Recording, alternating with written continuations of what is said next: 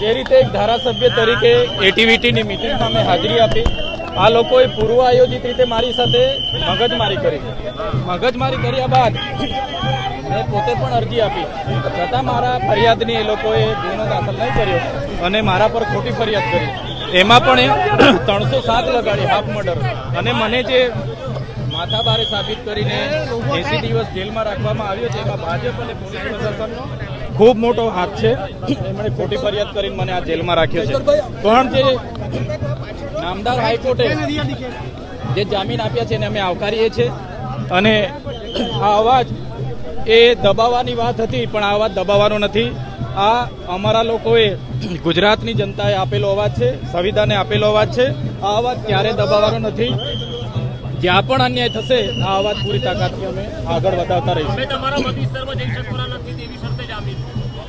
નામદાર હાઈકોર્ટે શરતી જામીન આપ્યા છે કે મારા મત વિસ્તારમાં મારે જવું નહીં, પણ ચોક્કસ આવનારા દિવસોમાં મને પૂરો ભરોસો છે નામદાર હાઈકોર્ટ, નામદાર સુપ્રીમ કોર્ટમાં પણ જઈશું. સત્યનો વિજય થશે. સત્ય પરાજિત થાય છે, સત્ય પરેશાન થાય છે, પણ પરાજિત થતો નથી. સત્યનો વિજય થશે. કલમોની વાત કરો છો તો પછી એટીવીટીની મિટિંગ હતી, સરકારી અધિકારીઓ બધા હાજર હતા.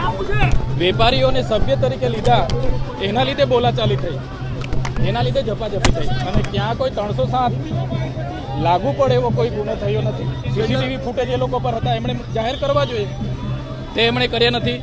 મહિલાને મેં અપશબ્દો બોલ્યા છે એવી વાત હતી, એવું ક્યાંય બન્યું નથી. મહિલાને અપશબ્દ મેં એક પણ શબ્દ એવો બોલ્યો નથી. પણ હું જે રીતે ત્યાંથી છૂટામ છું, લોકો મારી સાથે છે, એ જોઈને ભારતીય જનતા પાર્ટીના કેટલાક નેતાઓ અને પોલીસના કેટલાક આઈપીએસ અધિકારીઓ મને ફસાવી દીધો. ચૈતરભાઈ, તમારો ધારાસભ્ય તરીકેનો જે સમય હતો એમાં સૌથી વધારે સમય તમારો જેલવાસમાં પૈતો છે, તો આપે માનો છો કે મતદારોને પણ નુકસાન જઈ રહ્યું છે? એક વિપક્ષના ધારાસભ્ય તરીકે એફઆઈઆર થયા પહેલા પણ મારી 2 વાગ્યાની એરેસ્ટ કરી લીધેલી. મેં પણ અરજી આપી હતી, સૌથી પહેલા ફરિયાદ મેં આપી હતી, પણ આજ દિન સુધી એની એફઆઈઆર નથી થઈ.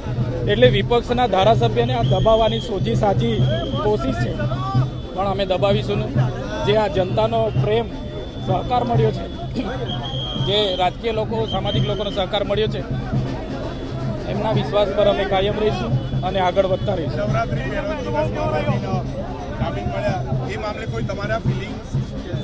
જામીન થયા છે એટલે આટલા ટાઈમ પછી હું બહાર આવ્યો છું, એટલે મને ખૂબ આનંદ છે.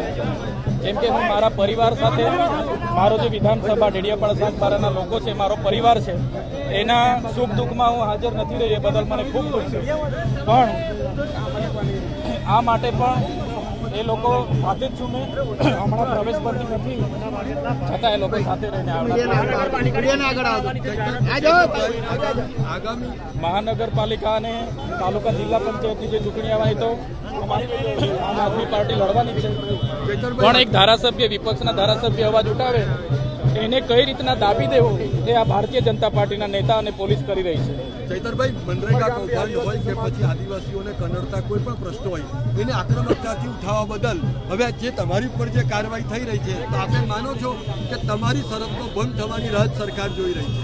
તમે જોયું હશે, પોસ્ટ મેટ્રિક શિષ્યવૃત્તિ હોય, મનરેગા યોજના હોય, આવાસની યોજના હોય, રોડ રસ્તાની બાબત હોય, કે કરાર આધારિત ફિક્સ પગારદારોની વાત હોય, કે આઉટસોર્સિંગ કર્મચારીની વાત હોય, ચૈતર વસાવા સડકથી લઈને સદન સુધી લડે છે.